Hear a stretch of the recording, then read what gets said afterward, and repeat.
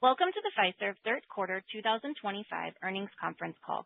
All participants will be in a listen-only mode until the question and answer session begins following the presentation. As a reminder, today's call is being recorded. At this time, I will turn the call over to Julie Sheriel, Senior Vice President of Investor Relations at Fiserv. Thank you and good morning.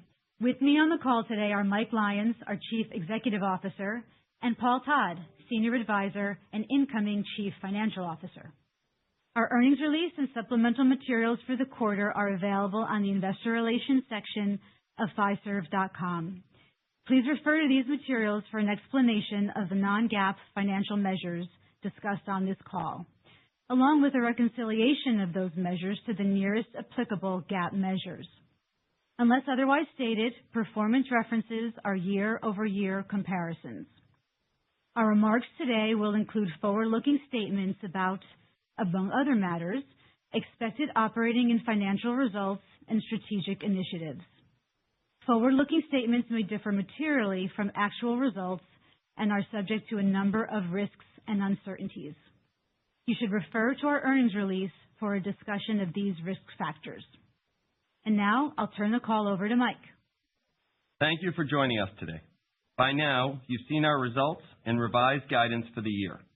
While disappointing, the actions we are taking are driven by a rigorous analysis of the company conducted during the third quarter and represent a critical and necessary reset and a revitalizing moment for the company.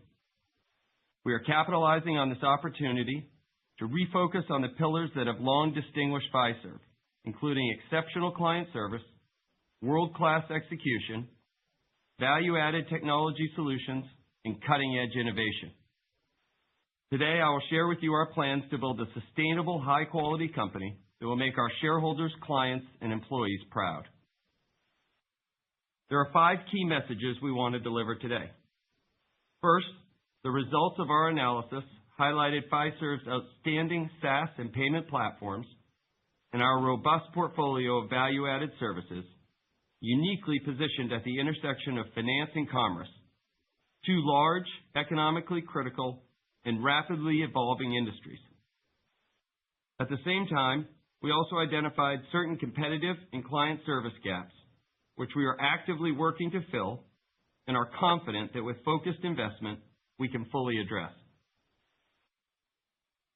Second, we have established a new revenue and earnings baseline consisting of high-quality, structural, largely recurring revenues driven by meeting our clients' needs and aspirations. Going forward, we are shifting our strategic focus and our culture to prioritize sustainable, client-focused opportunities versus short-term initiatives. While this pivot will negatively impact near-term results, our team has embraced this change, and it will best position us for predictable and sustainable growth and margins. Third, we have a tremendous opportunity to use emerging technology, including generative and agentic AI, to enhance our mission-critical software solutions, ignite our gateways and orchestration layers, facilitate embedded finance, and improve our operations. We are pursuing these opportunities and other performance-enhancing initiatives under a new action plan called One Fiserv. Fourth, we're building a world-class leadership team that is united in driving these efforts and establishing a culture that prioritizes integrity, fairness, execution, accountability, and client service. Today, I'm excited to announce new co-presidents and a new CFO. We will also be welcoming 3 new directors to our board, including new board and audit committee chairs, all of whom bring tremendous experience and highly relevant skills to Fiserv. Fifth, as we move beyond 2026 with a supportable and transparent financial baseline and key investments in place, we are well positioned to return to Fiserv's roots of consistent mid-single-digit revenue growth with clear potential for further acceleration over time. When combined with operating leverage, significant free cash flow generation, and highly disciplined capital allocation, this will ultimately support double-digit adjusted EPS growth and present an attractive constant compounder investment case. I am personally energized and excited to demonstrate what we can accomplish as the world's largest fintech. In terms of the agenda, I'll start with a summary of the analysis we have completed, which forms the basis for our One Fiserv action plan, and then Paul Todd, our incoming CFO, will cover the financial results in detail.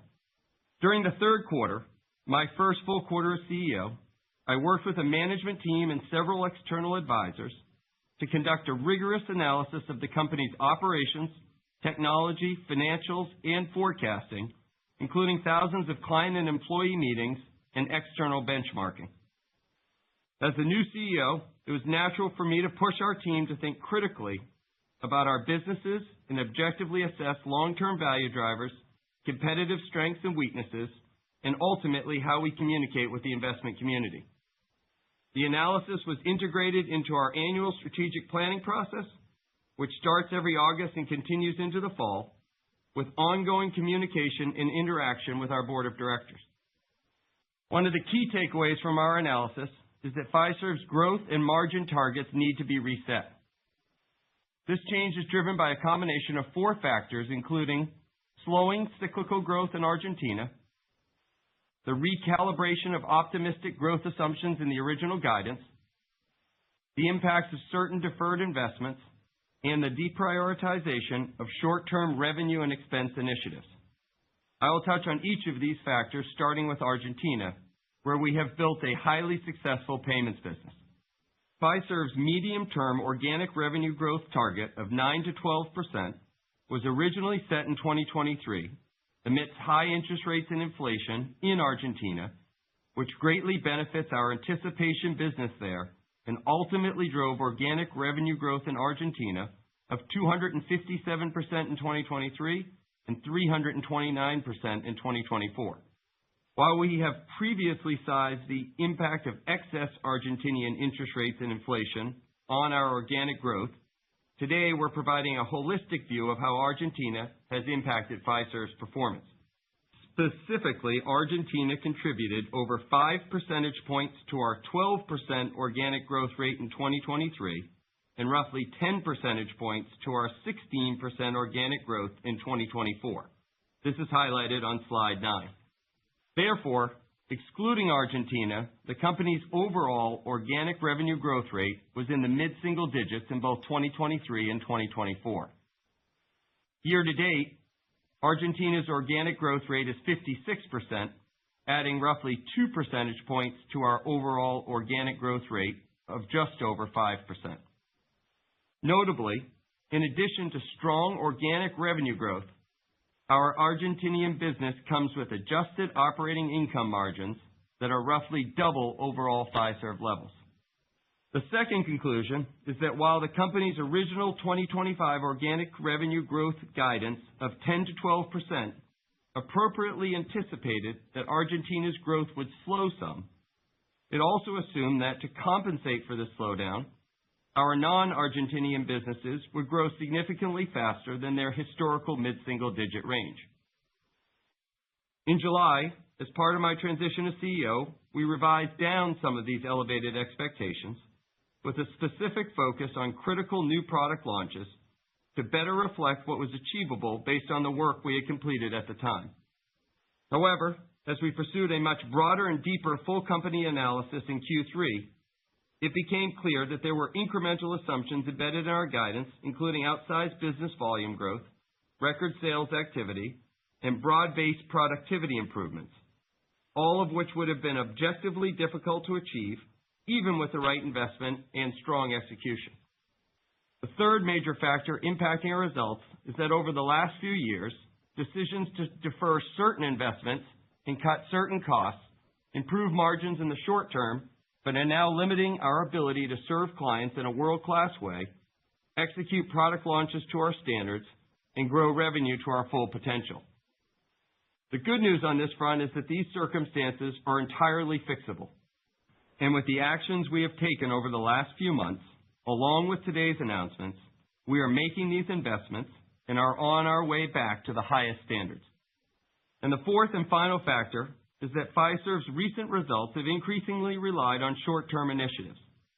These initiatives place too much emphasis on pursuing in-quarter results as opposed to building long-term relationships by prioritizing business that both meets our clients' needs and comes with high recurring revenue.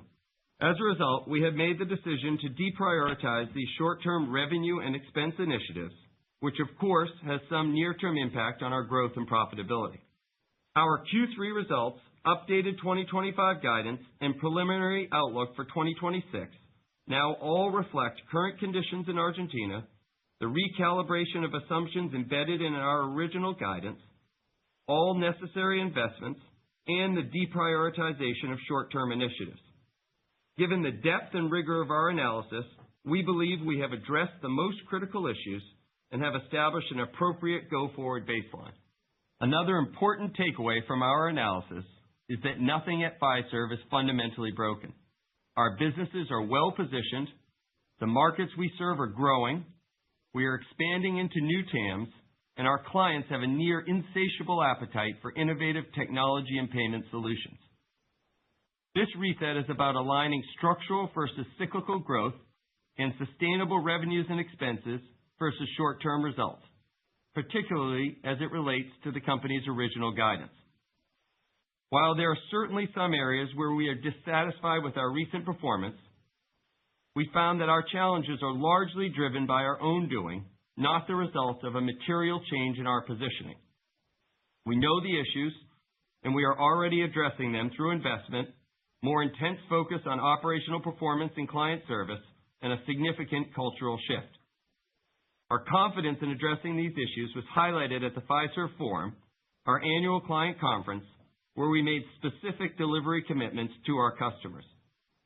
Our analysis also highlighted that we have some of the most innovative platforms in modern finance and payments, including Clover, Commerce Hub, Finxact, Star and Excel, Optus, Vision Next, and our ISV platform, which are all extremely well positioned, growing faster than market rates, and continue to generate new client wins. For example, we recently agreed to bring the Clover solution to Japan through a partnership with a leading local financial institution.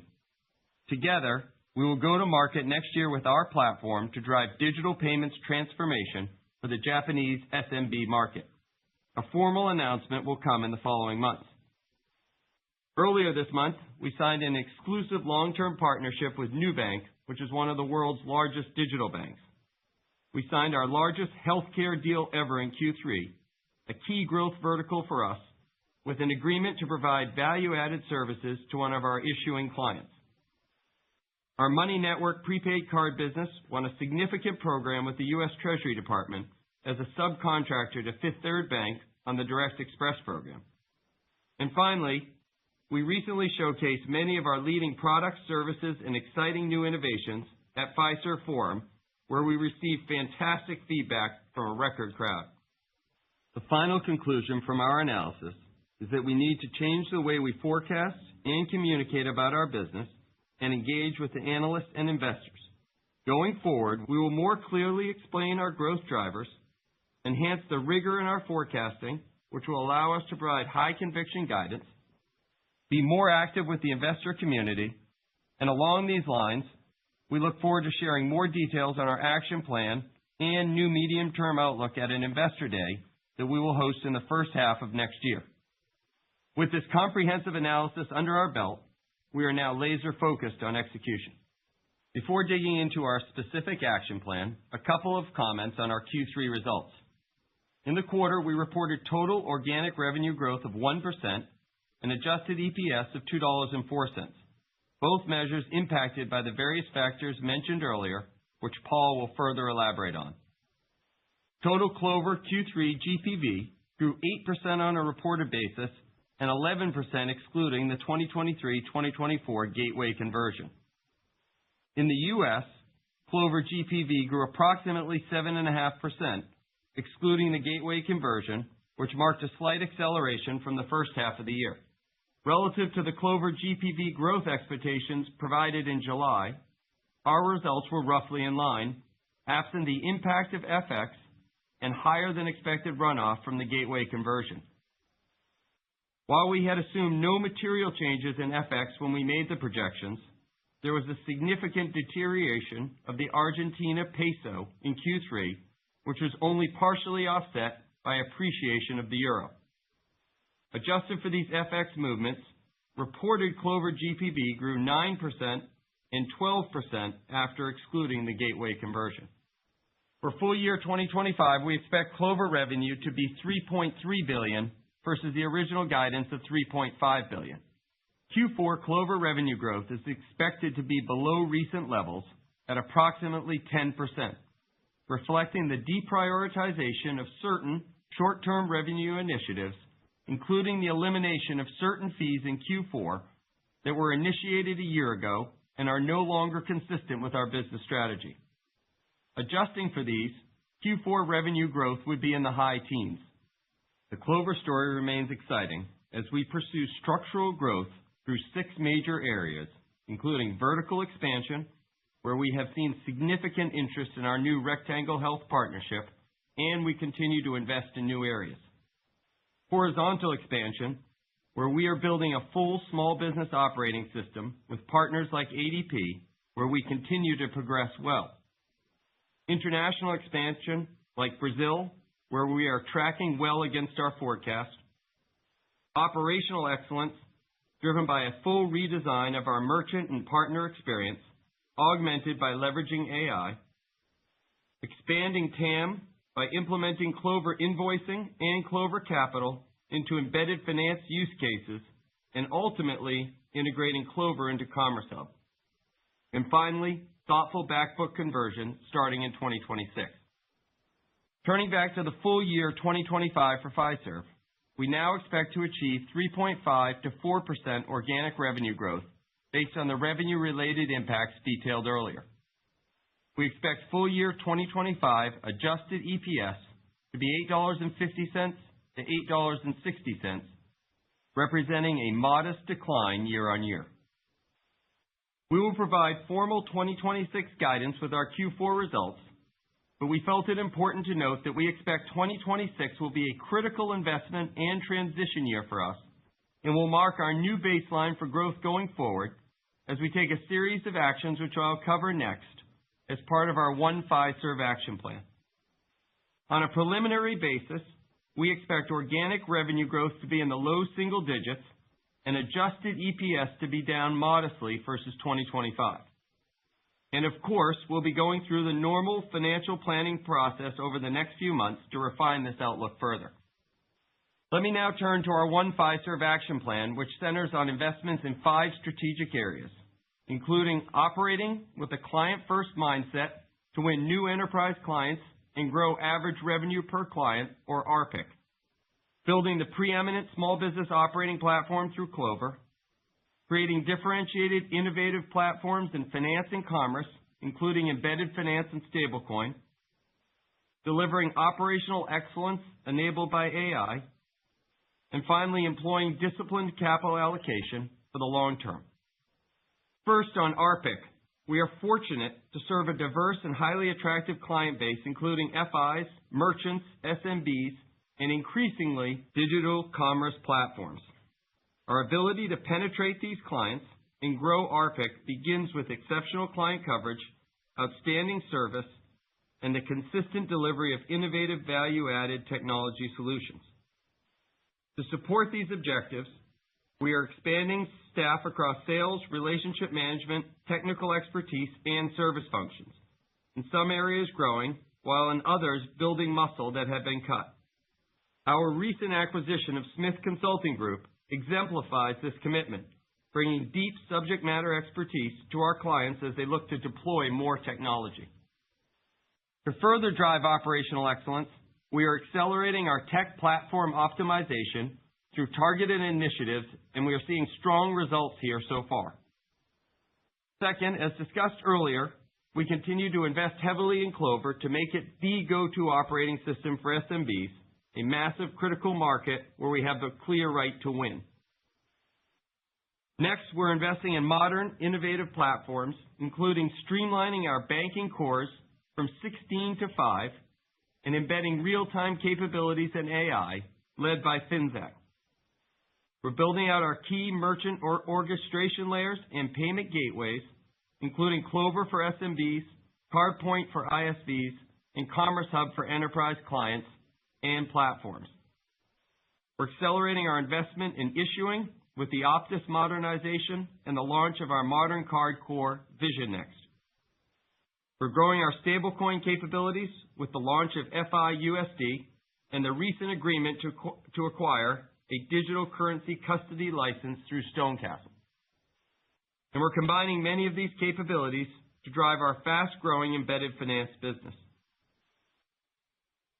Moving to operational excellence, we are excited to announce Project Elevate, a new multi-year transformation agenda powered by AI.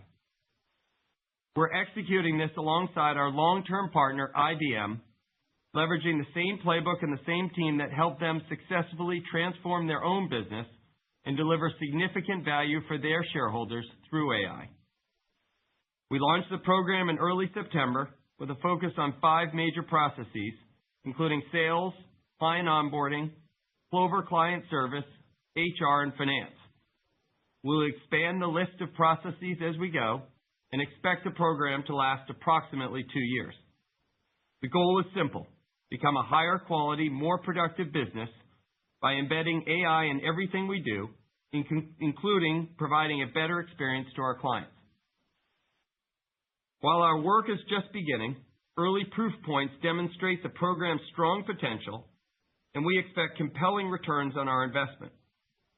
We will provide greater detail on Project Elevate, including associated costs and benefits, with our Q4 results and our Investor Day. Rounding out our One Fiserv action plan is a commitment to highly disciplined capital allocation. While we look to fully leverage the unique construct of our company, sitting at the intersection of commerce and finance, we are working with McKinsey to optimize our business mix and allocation of capital to maximize execution and performance. As part of this effort, we plan to monetize certain smaller businesses that are not critical for us to own as we execute our go-forward strategy. To support our action plan, today we are making changes to our leadership team. First, I am incredibly excited to announce 2 absolutely outstanding leaders as our new co-presidents, effective December 1st, with Takis Georgakopoulos serving as the head of Merchant Solutions and Technology, and Divya Surya-Devara joining the company as head of Financial Solutions, Sales, and Operations. Many of you have gotten to know Takis over the last few quarters. He joined Fiserv late last year after a successful career at JP Morgan, where he was most recently Global Head of Payments. Takis recently took over the merchant business and is already driving impactful change. We were thrilled to attract Divya to Fiserv. She has deep experience in payments and financials and is one of the most talented leaders I've met. Divya was most recently CEO of Optum Financial Services and Optum Insight at United Health, where she was a Fiserv client. Prior to that, she was the CFO of Stripe, and she started her career at General Motors, eventually becoming their CFO. Divya will join us December 1st. My expectation is with 2 high-caliber executives in collaboration across our central functions, we will see strong execution and additional synergies between our merchant and financial institution businesses, further supporting our long-term growth outlook. Second, we are excited to announce that Paul Todd, who recently joined as a senior advisor, will be stepping into the CFO role effective October 31st. Many of you may know Paul from his time as the CFO of Global Payments and TSYS. Most recently, Paul was a partner at TTV Capital, where he pursued early-stage investments across fintech. Paul brings tremendous industry knowledge and a track record of strong execution, integrity, and accountability. Among other things, Paul will lead Project Elevate alongside Guy Chiarello, our Vice Chairman and former COO. Bob Howe, our current CFO, will move into a senior advisor role to support a smooth transition, and we'd like to thank Bob for his nearly 10 years with Fiserv. We have also made several exceptional hires at the SVP level, each bringing deep subject matter expertise, strong leadership capabilities, and fresh perspectives, and we are very encouraged by the strong interest from the outside to join our team. As we enter our next chapter, our board is making several important changes, ensuring we have the right skill sets and vision to position the company for long-term success. We are thrilled that Gordon Nixon will be joining the board and assumed the independent chairman role.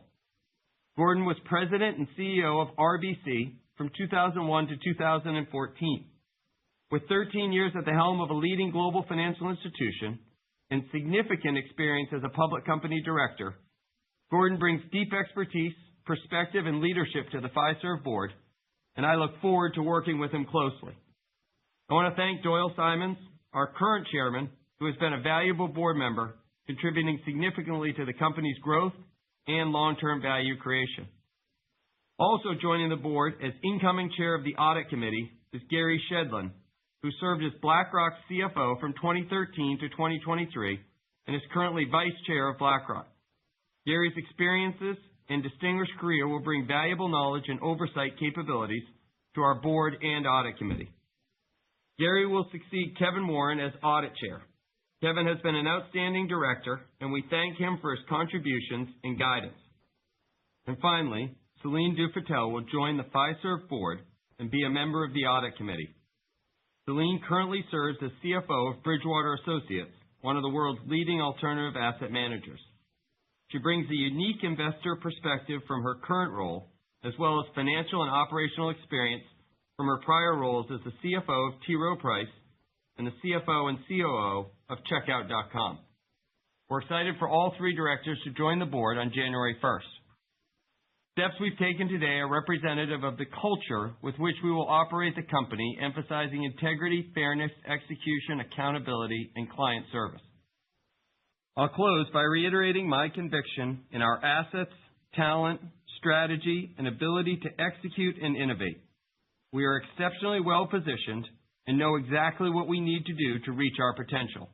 By leveraging our outstanding SaaS platforms, gateways, orchestration layers, and value-added services across our unique combination of merchant and financial solutions businesses, we can deliver compelling, innovative solutions to our clients, addressing their most critical needs.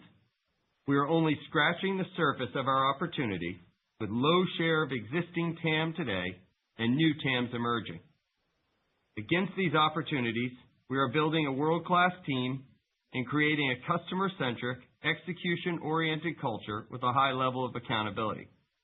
We have reset our revenue and earnings baseline to a level with high-quality, largely recurring revenues and a path to sustainable operating leverage. As we move beyond 2026, we are well positioned to return to Fiserv's historical, consistent mid-single-digit revenue growth with a clear potential for acceleration over time. And as we execute on this model, generate positive operating leverage, and employ highly disciplined capital allocation, we aim to deliver double-digit adjusted EPS growth starting in 2027 and establish a durable compounder value proposition, a company that year in and year out hits its numbers and generates compelling and predictable returns. Before turning it over to Paul, I want to recognize and thank our employees who have been so dedicated to serving our clients. With that, over to you, Paul. Thank you, Mike, and good morning, everyone. I want to first take a minute to say how excited I am to be part of the Fiserv team.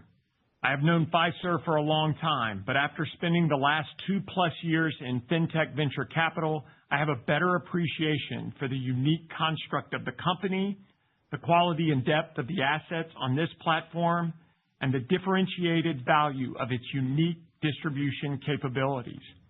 I look forward to working alongside the fantastic leadership team that Mike has assembled and playing a role in leveraging the company's unique strengths and market leadership positions to drive compelling, long-term shareholder value.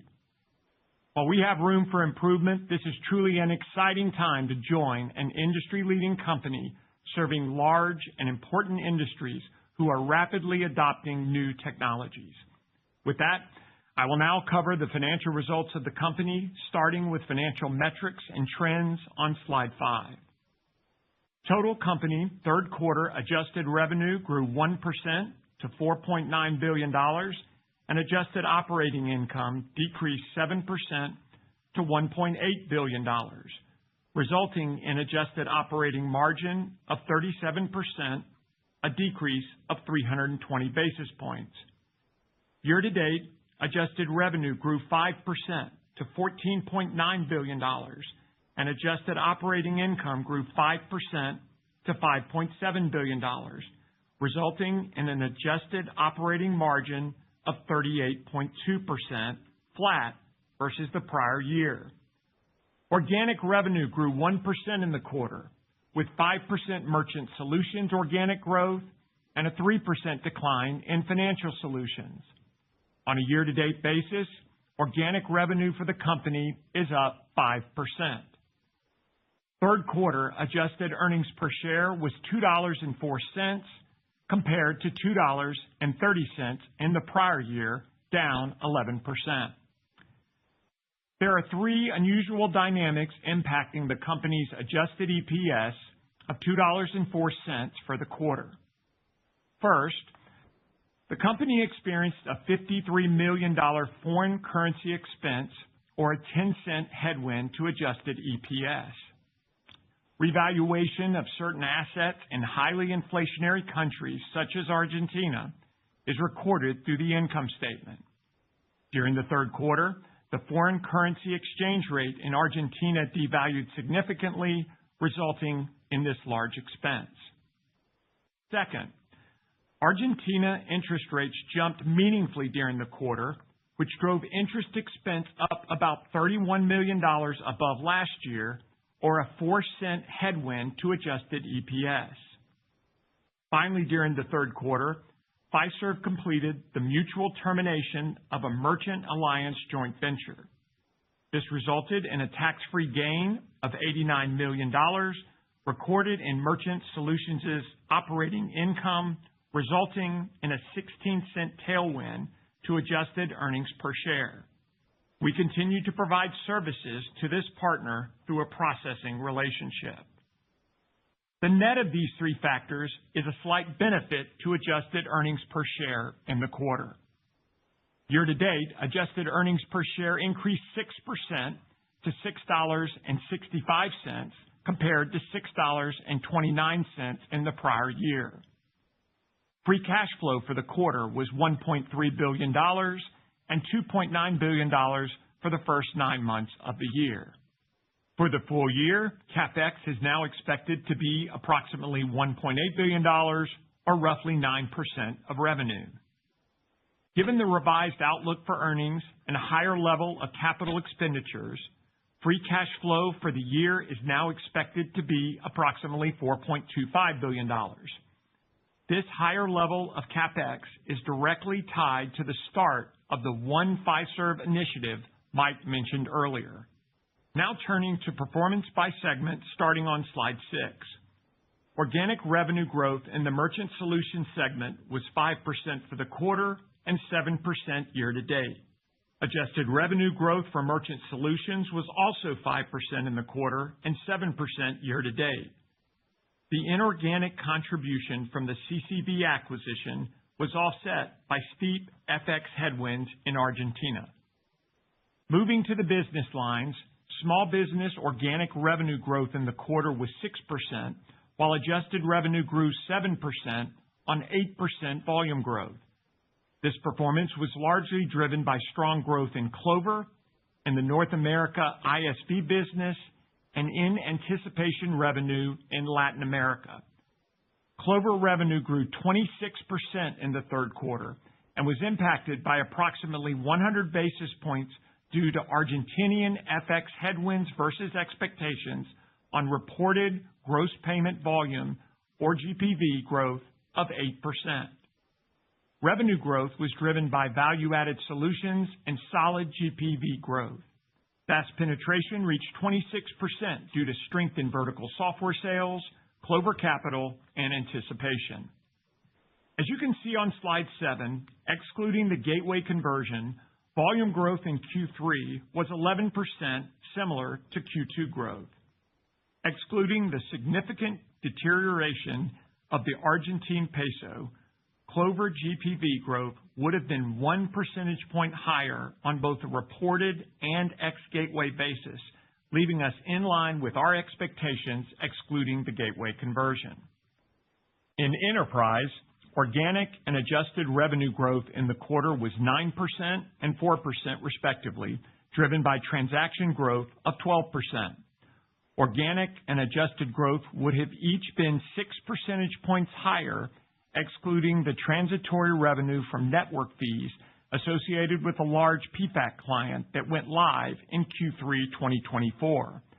While this client continues to drive transaction growth for us, the timing of these network fees will continue to pose a grow-over challenge to fourth quarter and first half 2026 enterprise revenue. And finally, in processing, organic and adjusted revenue in the quarter declined 8% and 6% respectively. Processing results this quarter were impacted by more difficult comparisons to last year, which included professional services revenues from a processing client and lower hardware sales. Year-to-date, processing organic and adjusted revenue are down 4% and 3% respectively. Third quarter adjusted operating income for the Merchant Solutions segment was up 3% to $962 million, and adjusted operating margin was 37.2%, down 50 basis points from the prior year. The largest detractor to margins in Q3 were higher sales and marketing and distribution expenses, along with higher data processing costs and depreciation and amortization expenses, partially offset by a gain on the Merchant Alliance joint venture change I mentioned earlier. Year-to-date, adjusted operating income for the segment was up 4% to $2.7 billion, with adjusted operating margin down 90 basis points to 35.3%. Turning to slide 8, for the Financial Solutions segment, organic revenue declined 3% in the quarter and grew 3% year-to-date. Our third quarter revenue was negatively impacted by lower periodic license revenue, which impacted the segment's organic growth by 2 points. Looking at the business line level, in digital payments, organic and adjusted revenue each declined 5% due to industry dynamics in the quarter, while the company experienced healthy debit processing, debit network, and Zelle transaction growth. In issuing, organic and adjusted revenue grew 1% and 2% respectively in the quarter. Fiserv generated solid accounts on file growth. However, revenue growth was muted largely due to grow-over challenges in the output business. And in banking, organic and adjusted revenue declined 7% in the quarter, primarily due to lower periodic license activity. Third quarter adjusted operating income for the Financial Solutions segment was down 13% to $991 million, and adjusted operating margin was 42.5%, down 490 basis points from the prior year. The adjusted operating margin decline results from lower, higher margin periodic license revenue, coupled with the ongoing investment in implementation and professional services and technology spend. Year-to-date, adjusted operating income for the segment was up 4% to $3.4 billion, with adjusted operating margin up 50 basis points to 46.3%. Now let me wrap up with some remaining details. The corporate adjusted operating loss was $131 million in the quarter and $380 million year-to-date. The adjusted effective tax rate in both the quarter and first 9 months was 18.4%, and Fiserv continues to expect the full-year rate to be approximately 19%. Total debt outstanding was $30.2 billion on September 30th, and Fiserv's debt-to-adjusted EBITDA ratio increased slightly to 3 times. Fiserv continues to target long-term leverage at 2.5 to 3 times. During the quarter, Fiserv repurchased 7 million shares for approximately $1 billion and had 49 million shares remaining authorized for repurchase at the end of the quarter. In addition, aligned with the priorities of the One Fiserv action plan that Mike laid out, Fiserv announced 3 acquisitions during the quarter, focused on client service, value-added services, and our stablecoin growth opportunity. The acquisition of Smith Consulting Group, which closed in Q3, brings deep subject matter expertise in-house to better serve our clients. The agreement to acquire Stonecastle Cash Management, which is expected to close by 1Q 2026, provides us with a digital currency custody license and unique investment and liquidity services for our merchants and financial institutions. And finally, we acquired CardFree, an all-in-one platform empowering merchants with customized order, pay, and loyalty solutions. And with that, I'll turn the call back to the operator to start the Q&A session. Thank you. We would now like to open the phone lines for questions. As a reminder for today's call, please limit yourself to one question to ensure ample time to answer as many questions as possible. If you would like to ask a question, you may press star 1 on your phone. If you would like to withdraw your question at any time, please press star 2. Our first question comes from Tien-Tsin Huang from JP Morgan. Please go ahead. Hey, thanks a lot. Lots to ask here, so thanks for the opportunity. Just maybe, Mike, I'll ask it this way. How long was Fiserv over-earning with deferred investments and this focus on short-term revenue and expense initiatives that you called out? And, of course, it's early, but how long will it take and at what cost for Fiserv to reverse this and get back to what I call its hallmark of double-digit EPS growth? You did call that out, double-digit EPS growth. And, of course, I'm getting the question, too, given your analysis and over the last few months, is double-digit EPS growth the right target? And why are you confident that that's the case? Thanks.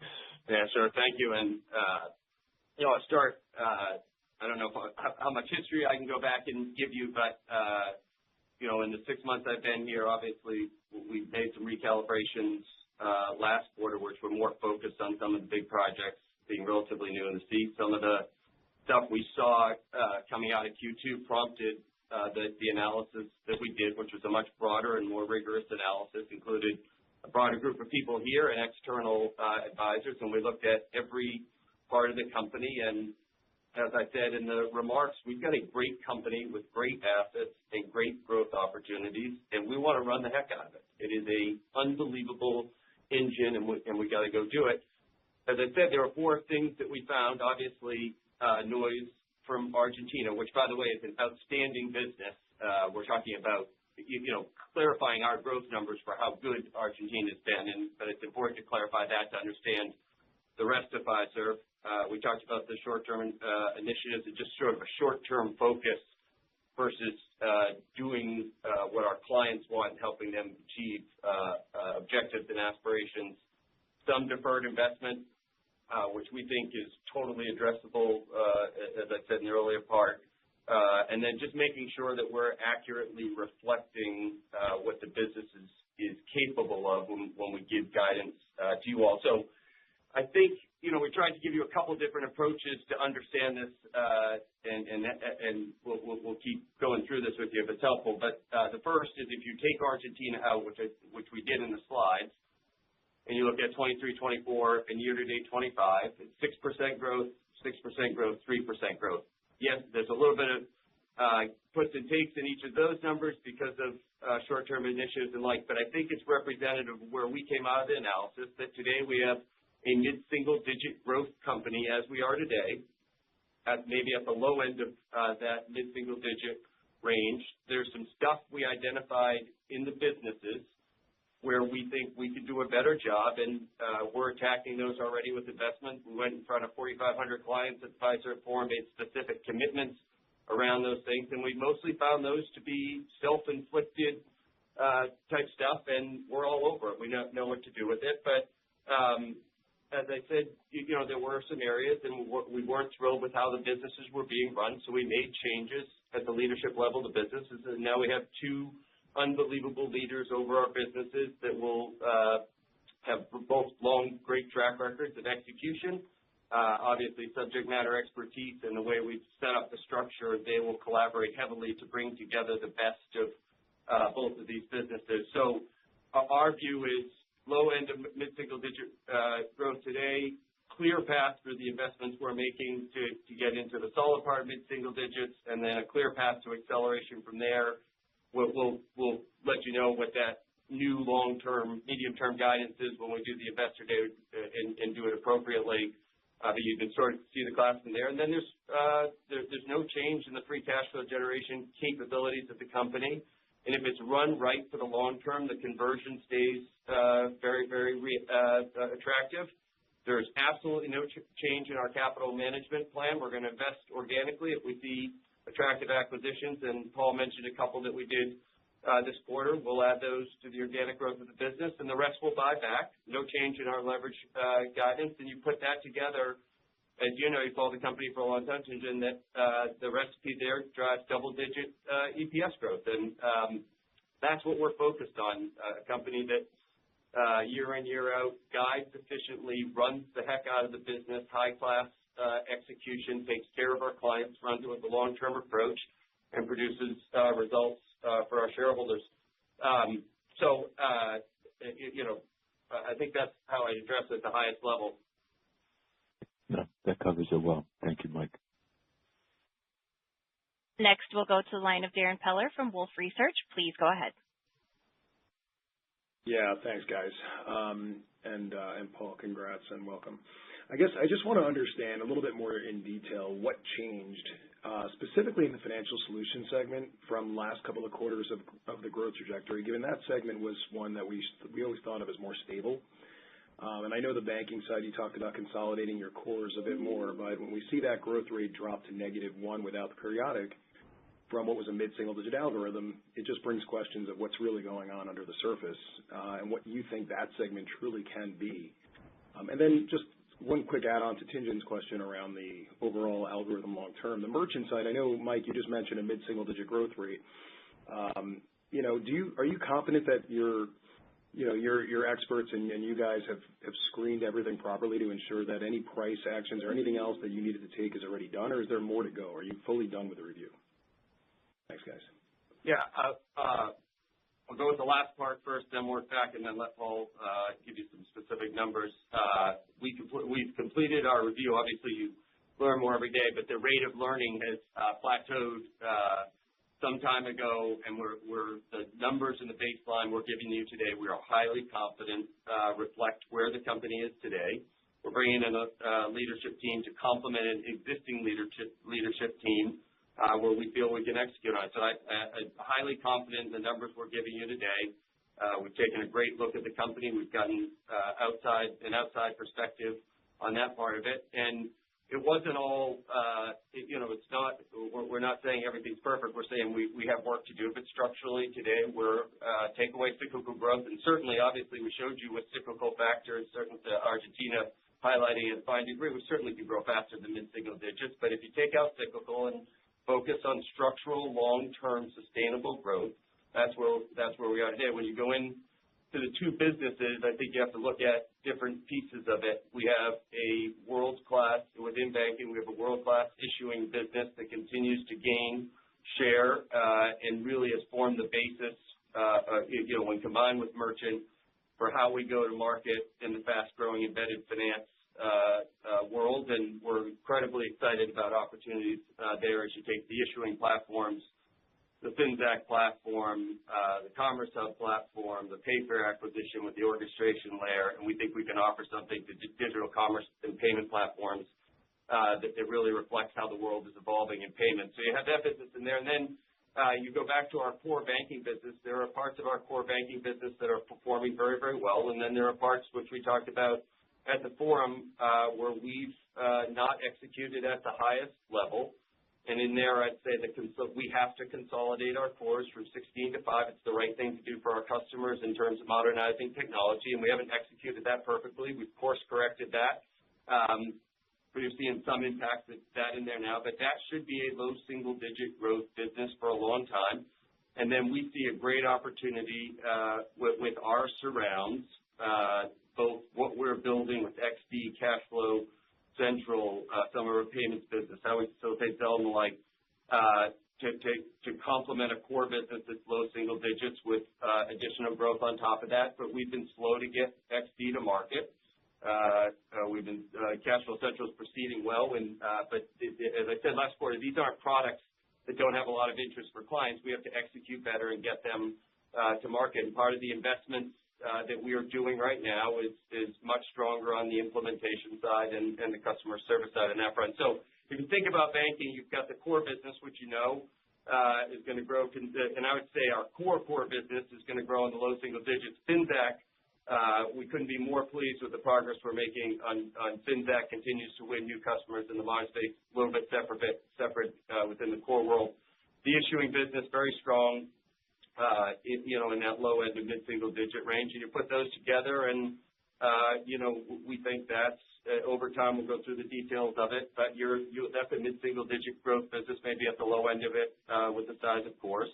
And you go on the merchant side, we've got a fabulous business, obviously, in terms of card present. We were the leaders around the world in that business, and we're investing heavily in Commerce Hub to build the omni-channel global capabilities there. And then Clover, we've got an incredible asset, and we talked about, to your other question, we talked about some of the pricing changes that we implemented, and we don't feel like they're appropriate for our business model now. We're reversing those, but they're not what we've taken in and around Clover today, and the other adjustments that we've made in both the fourth quarter guidance, the full year guidance, and the 2026 preliminary outlook reflect all the changes we wanted to make to get us in a position to run a high-quality, sustainable business built for and driven by the needs and aspirations of our customers.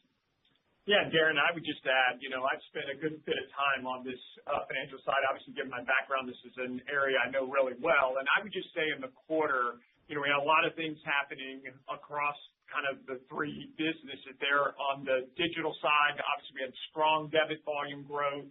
We did take some actions to position us competitively for the longer term in that side. So that's reflected in kind of the quarterly results. On the issuing side, good account on file growth, fundamentally strong there. We had some comparisons to last year in the output services area that didn't repeat. And you know how those can be somewhat kind of project related in the output services area. And then on banking, and we called this out, we had a license, compare that was pretty hefty for this quarter, but fundamentally it's strong.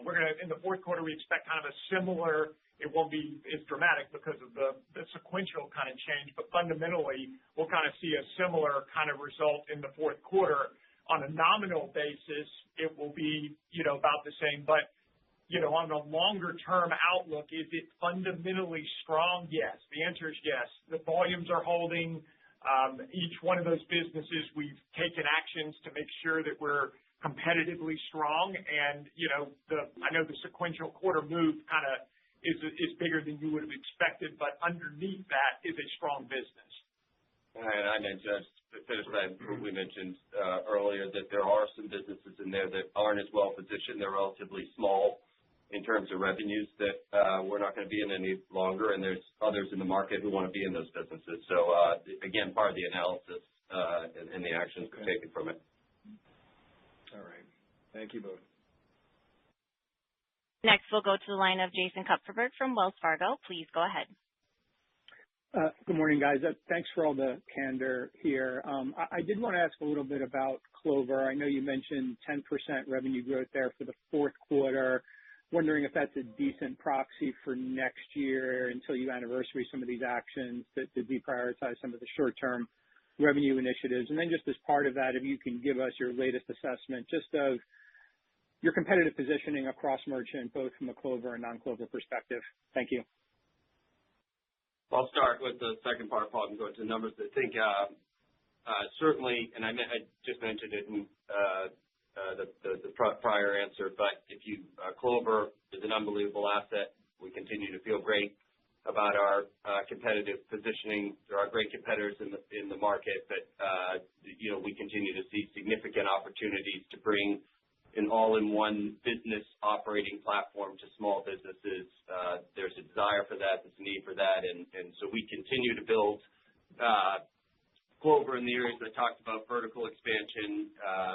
We're traditionally very, very strong in core restaurants and retail, build that out to healthcare, professional services, higher-end restaurants, the horizontal expansion. Super excited about our partnerships with Homebase and ADP, and we'll bring on others there. International expansion is going well. Brazil is obviously the highlight of that. I think if there's a place that we're most focused on Clover, and where Takis and his team are doing the most amount of work, is really a full overhaul of the client experience as they engage with us. Operationally, we can be more excellent And especially we see just a tremendous opportunity across Clover and really across our platforms and gateways and orchestration layers to apply AI in an effective way. And that's really what the project with IBM is about. But that's probably the greatest area that we're doing work there. The opportunity to expand TAM we continue to see. And then, as we talked about for a long time now, we'll introduce a very thoughtful and paced backbook conversion going into next year. On the enterprise side, and I guess the other small business platform we're very, very happy with within our merchant business is our ISV business, which continues to grow rapidly. I think we're very, very well positioned there, and our customers, need both many times need both a online and a physical presence so the ability to introduce Clover into that world or other of our assets. Super excited about that business. On the enterprise side, again, awesome core business, continue to build out a global omni-channel integration platform with Commerce Hub, and there's a lot of ongoing work on that front. So overall, feel very good about the merchant business in terms of where we can grow at Clover. Obviously, the growth highlight in there along with the ISV business. I'll let Paul go through the numbers on Q4 and next year, and then some indication of longer term. Yeah. So Jason, obviously we highlighted what we expected in the fourth quarter. And, we would see a tick up into kind of the low teens roughly range is our expectation as we're in the early stages of planning for 2026. So there is a little bit of kind of comparative dynamic, that exists there. And then we would expect that to get better, on the 2027 and beyond to kind of, move up into the more higher teens kind of level, as we get into the 27 time frame. So, there's sales noise as a 2026 comp, but it is a pickup, an acceleration from the fourth quarter growth rate. And we do see once we get past that compare in 2026 for an additional pickup going in 27 and beyond. And as I said in prepared remarks, 10% in Q4 reflects the pricing reversals. That's high teens. Without it, fair amount of noise, as Paul said, still going into 2026 as we right-size the baseline. And going from there, we continue to see similar to what we've seen excluding the gateway conversion, 10% plus GPV growth and mid to high teens, closing 20% long-term revenue growth. And again, that can go back to the opening. That reflects the normalization of Argentina, a normalization of short-term initiatives, and the appropriate levels of investment into the business, especially around the operational excellence thing. But Clover continues to be just an awesome asset, and couldn't be more excited about what we can do with it for small businesses across the world. Yep. All right. Sounds like Q4 is the trough. Got it. Thank you. Yep. Next, we'll go to the line of Dave Koning from Baird. Please go ahead. Yeah. Hey, guys. Thanks for all the detail. I guess my question is on margins and how that works into the first half.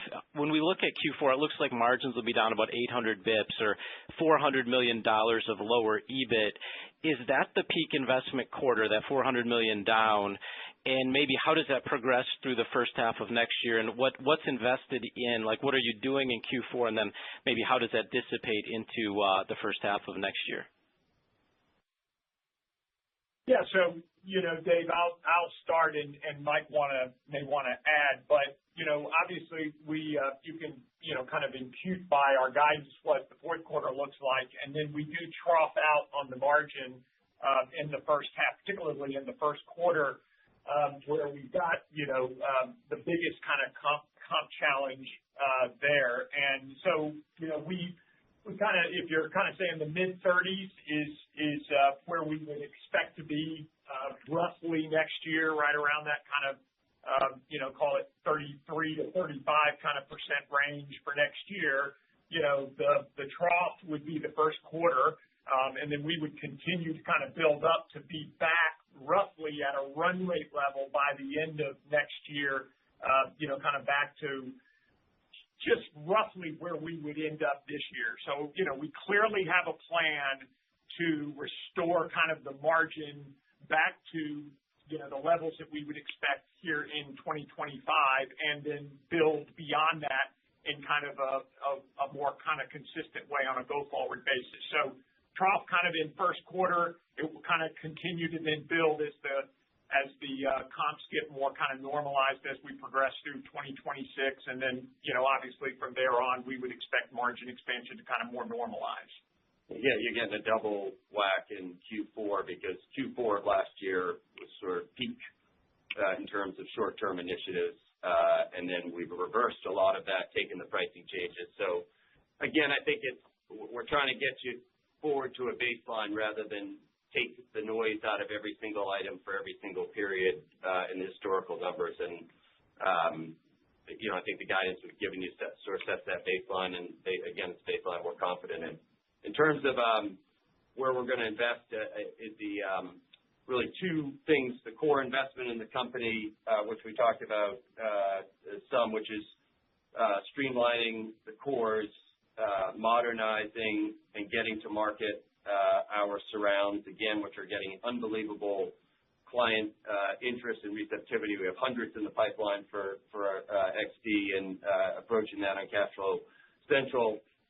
So we've got great things. We want to get those to market. Continue to invest heavily in Commerce Hub. We talked about Clover and building the platform there and enhancing operational excellence.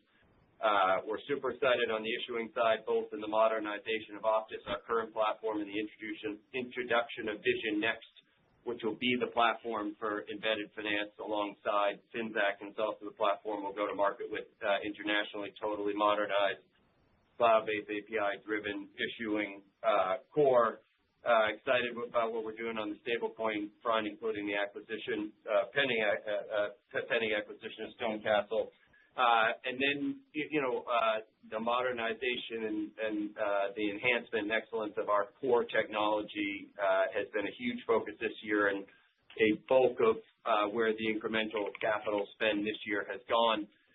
You take the project we're going to do with IBM, that'll also dictate, based on the returns and investments that we'll get there, that'll also dictate the nature of our spend next year. Again, we're early in that project, but are very, very optimistic about what we can do, not only from what we've learned in the first 5 or 6 weeks, but working with the IBM team who did the same exercise to themselves in a very successful way, which you go through on almost every one of our business applications are primed for the use of, we're already using it, but for the even greater use of AI, and then taking a hard look at all of our internal functions and applying AI and modernization to structurally change the cost base and how we do business internally in a both employee and client enhancing way. So those are the major areas. Most of what we've done this year, it's not like we've been just doing the analysis. We've been going after some of the football we've seen. Most of the stuff we've done this year we covered at Fiserv Forum to address our clients' needs. Thanks, guys. And for our final question, we'll go to the line of Harshita Rawat from Bernstein. Please go ahead. Hi, good morning. Mike, I want to follow up on the financial solutions business. And I understand kind of the forward-looking expectations reset and kind of the deprioritization you talked about. But I want to ask about the third quarter. You trimmed the full year guide 3 months ago when you were 1 month into the quarter. At the time, I think, we heard that the team kind of re-underwrote everything. So trying to kind of figure out, and I know you talked about many of the drivers here, like how could things change so dramatically in 2 months in a segment, which is by definition somewhat of a recurring segment. So also trying to figure out why wasn't there like that much visibility into this level of revenue weakness intra-quarter? Thank you. Sure. Appreciate the question and understand it. Obviously, this wasn't the reset I wanted or expected, but in July, I was roughly 10 weeks into the job, no excuses, but I focused on underwriting some of the major projects. We talked about those that were driving growth in the company's original 10 to 12% guidance. Some of the bigger projects we talked about, we successfully re-underwrote those, and their performance since then has largely remained on track.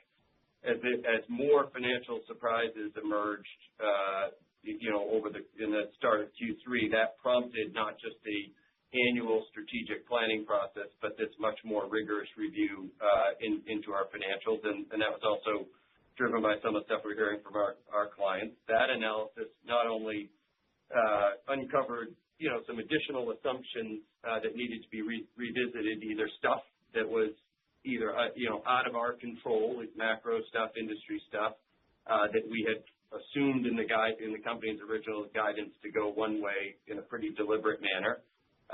Then there were a whole bunch of embedded assumptions away from the major projects that even with strong execution would have been hard to do all of them simultaneously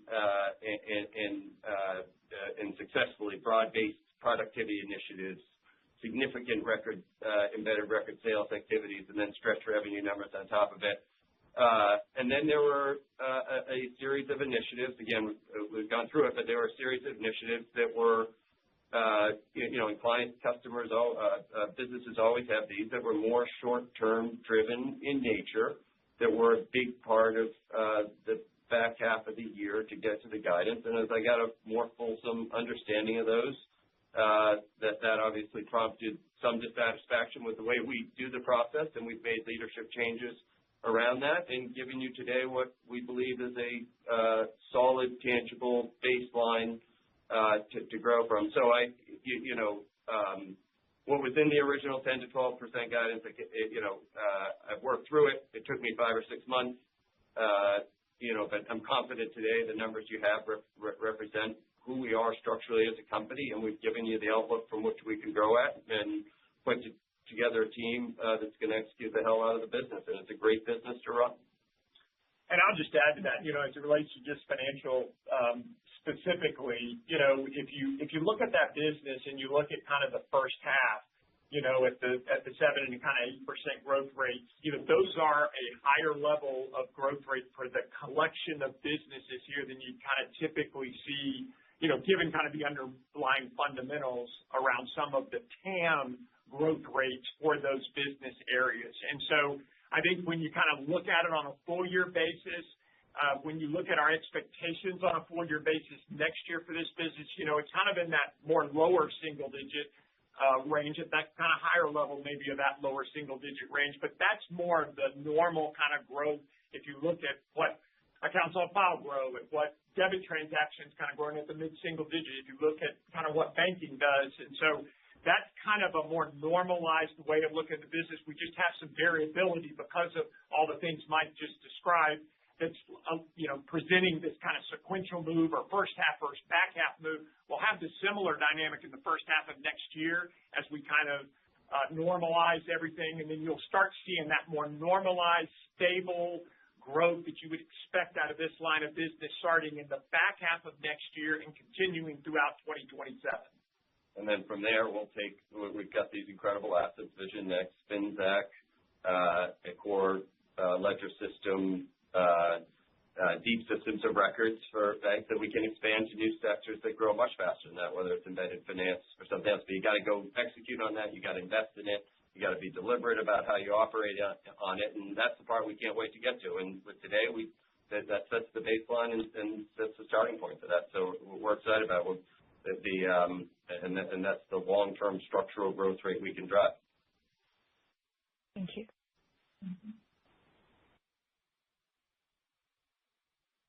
And that was our final question for this call. Thanks, everyone, for joining. I appreciate talking with you more this quarter. Thank you all for participating in the Fiserv third quarter 2025 earnings conference call. That concludes today's call. Please disconnect at this time and have a great rest of your day.